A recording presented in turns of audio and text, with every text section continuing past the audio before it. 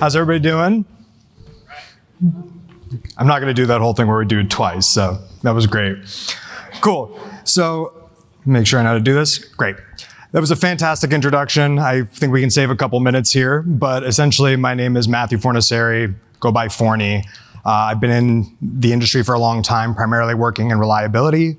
I think I have a slightly different perspective than a lot of people you've heard here today because we're actually not customers of Temporal just yet at Quick Carbon. We're a 9-person startup. I think we'll change that a little bit down the road when our engineering is not 2 people. But for the time being, I've been working with Temporal since the beginning of the year on building out release engineering capabilities, working on reliability, operations, all those kind of things. And I've been just blown away with what I've seen from an ethos perspective.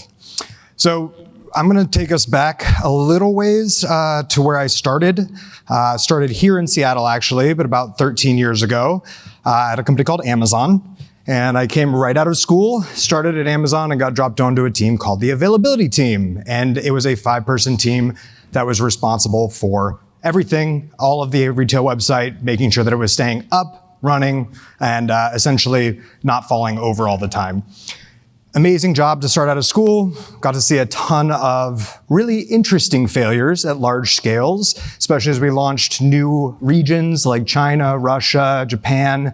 But with this responsibility, or I forget what the Spider-Man quote is, but basically a lot of responsibility, one of which was writing a weekly email to Uncle Jeff, as we called him, and the exec team about everything that broke that week. And so that was a little bit of a harrowing thing to be doing right out of school.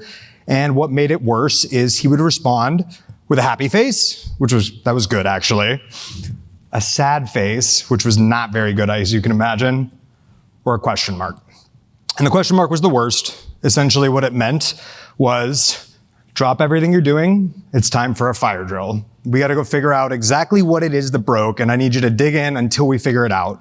So my entire team, 5 whole people, would drop everything that we were doing. We would go tie, our failures, the failures that we were seeing, back to a release, go talk to the code owners, cut them a bunch of tickets with my face on them, which did not make them very happy, and then run a full post-mortem, full COE, RCA, whatever you want to call it, and essentially take those things, run it up the flagpole back to the executive team, make sure that we knew why we failed and that we wouldn't fail that same way again.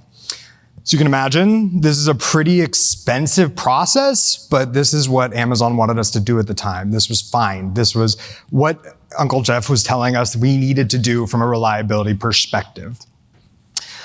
So the question was that reasonable? Was that something that we should be doing? Should we have 5 people full-time working on reliability and really running this incident management, operations, all of that kind of thing?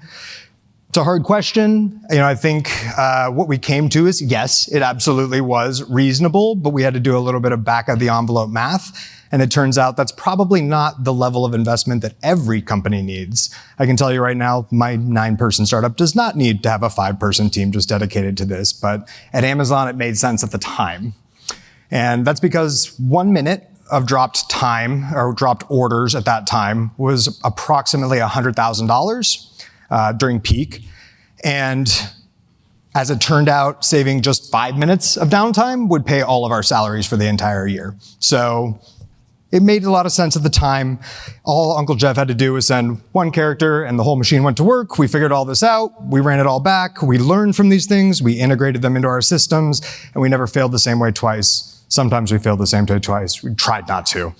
But did a little bit of math, like I said, back of the envelope math, and essentially we reduced fatals by 50% year over year. Fatals are server errors, availability, basically however you want to reference that. But it was the equivalent of roughly $45 million. So a $500,000 investment equated to $45 million of gain. Huge win. Objectively, I'm a little bit biased, or subjectively, I suppose, but I thought that was a great investment. So before we talk about what the right level of reliability is, and this is going to be a little bit more of a higher level talk about reliability, something we can talk about the progression over time. But I want to talk a little bit about what is reliability, because I feel like a lot of people have a different definition, and I've heard a lot about resilience earlier today. That's totally awesome. There's a human component to it that I want to talk about a little bit as well. But essentially, Reliability, at least the way I like to interpret it, is giving the same results on successive trials, kind of a clinical definition. But essentially what it boils down to is consistency and predictability, in my opinion. So if a request fails with a particular set of parameters, it should fail that way every single time. If I get a response back in 1.5 milliseconds, 1.5 seconds, I should expect something in that realm every time. There's consistency and predictability to all of these requests. There's graceful degradation, because things will fail, and when they fail, you want them to fail gracefully. If I can't go pull a field off of some property, I don't want the whole application to fall apart. That just doesn't make any sense. We can gracefully degrade. If I can't talk to a recommendation service or something, I can give you generic results, right? We isolate issues, so if you've ever seen some cascading failures, they can get particularly ugly. You can get some real brownout storms, basically, retrying a bunch of different requests over and over again until everything falls over. So we want to try to keep everything as contained as possible. Performance under pressure, we want to make sure that performance is not sacrificed when we're getting heavy load. We want to make sure that essentially we continue to have not just serving requests, but serving them expediently, the way people expect. And lastly, and this is the part that I think we'll talk about in a little bit more because we don't talk about this very much, but responsive incident management. And this is the human aspect of everything. This is what happens when all the reliance mechanisms fail. And it's how you actually go about standing your systems back up. It's how you actually go about turning an issue into some learning that you can then pull back into your systems. So obviously, Amazon is at one side of the spectrum here. They invest very heavily in reliability. I think that makes a lot of sense. I think for some of your companies, it makes tons of sense to invest a bunch of money. But for others, it might make a little bit less sense to invest, whole teams or entire ops teams or something along those lines. And so the concept behind reasonable reliability is how much is enough? So what do you actually need to be able to service? And it all starts from the business, which at least I as an engineer forgot a lot of the time. I just wanted to go fix all the things all the time. And that's not necessarily what you need from services at particular parts of time. So essentially, there's other sides of the spectrum here. This is where we're at now, my company. But I think this graph actually hides some of the nuances. And really that nuance is really just a y-axis called cost. So the more you invest in reliability, the more you have to build out all of these capabilities yourself, the more expensive it can be, and you just have to factor that into what you're actually doing. And to be very clear here, reliability, you don't really ever reach 100%. I know that I've talked to customers and all of them are like, hey, we want 100% reliability. And it's like, okay, that's gonna be, I don't even know, $500 million, something along those lines. It's asymptotic. The closer you get to 100%, the more it costs, the more people you need to have on it, the harder it is to get to. So to start at the beginning of the journey on reliability, I think we've got the foundation, which I really see as monitoring, observability. I think oftentimes those get kind of lumped together. And the way I see it is really monitoring is what's happening to my system versus observability, which is why is it happening? I think a lot of people not necessarily skip this step, but they'll just instrument a couple things and move forward. And the simple truth is, if you can't see that something is broken, it makes it really, really hard to go fix it. So it makes it hard to be a little bit more reliable in that regard. And I've definitely seen issues where customers had hours-long outages they didn't know about. Their customers told them about it, and that's a bad look. Then there's the culture. And this is what I talked about just a moment ago, what I referenced almost in passing, but essentially, we want to be able to coolly, calmly, and collectively respond when things do go wrong. So building out that incident response muscle is a whole different cultural change that you actually need to go drive. And it's not just engineering's fault, like engineering's problem. It's not just a DevOps thing. It needs to come from the company. It needs to come from the business. The business needs to say that this is important to people and that that this is an appropriate investment. We need to have blameless postmortems. I've been in some COEs where people were just pointing fingers and that doesn't really get us anywhere. What we want to do is we want to learn from these mistakes and we want to incorporate them back into our system.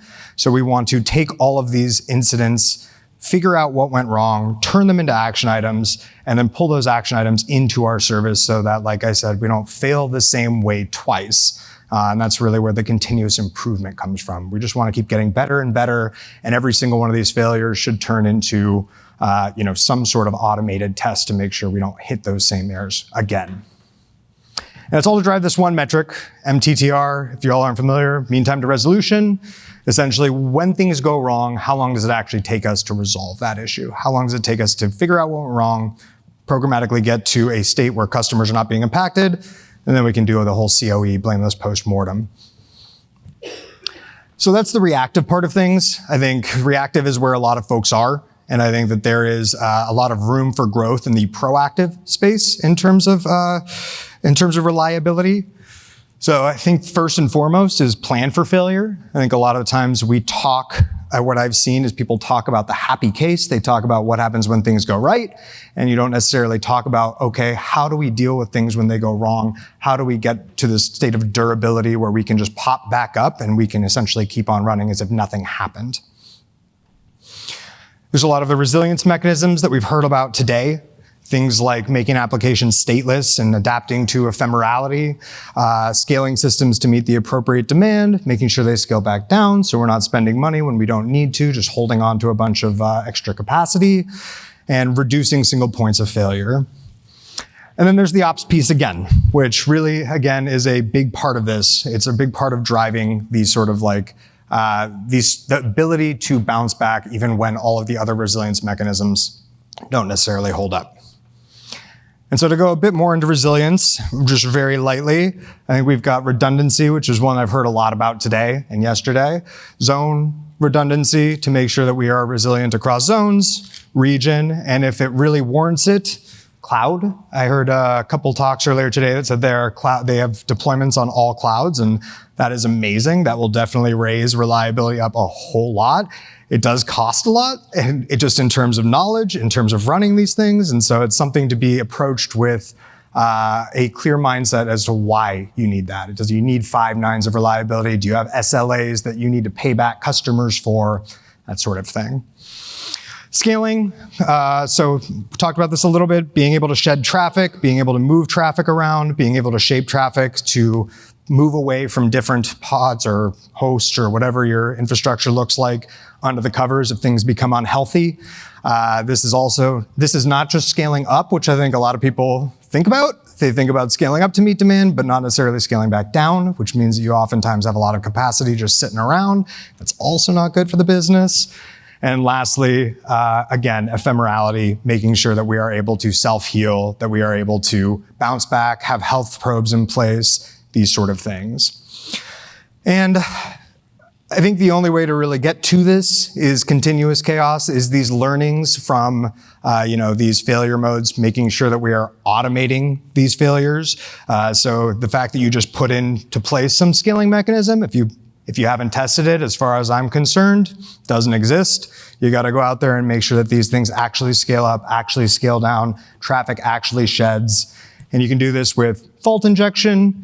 You can do it with, some more advanced techniques in your load balancers. But, technically, if it hasn't been tested, which I'm sure a lot of you know, then you don't actually know that it'll work. So this can be things like traffic shaping, can be at the application, the infrastructure layer. It's things like state transition testing, which I've heard a lot about today. Latency testing, making sure that your timeouts work appropriately and that things don't fall over when we add a little bit of latency to them. And failover testing for our region and zone redundancy. Sorry, too many people have said durability today. I can't get it out of my mind. And then lastly, there's game days. So game days, these are testing your people, testing those processes, making sure that these people know where their runbooks are, that they're able to actually respond to these things in real time, and that they're learning from each of these processes. So you can go about building all of these capabilities in-house. I know that it sounds like a lot of things to go out there and learn, or you can use a product that does a lot of this for you, that abstracts a lot of this away. You'll probably still need to build out that incident management muscle, because that's going to happen no matter what. But in my time working with the Temporal folks, I've seen a lot of really great strides in terms of building out more of this robust reliability, release engineering practices.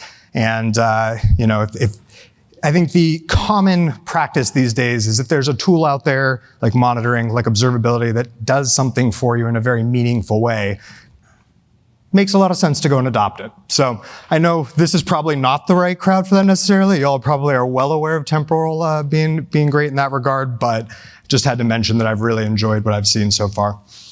So that's more or less what I've got. I'm happy to answer some questions. I think I've been talking a little quickly up here, so there might be time for a couple, but other than that, thank you very much. I know the last day of a conference can be a little bit down in terms of energy, so I appreciate y'all taking the time.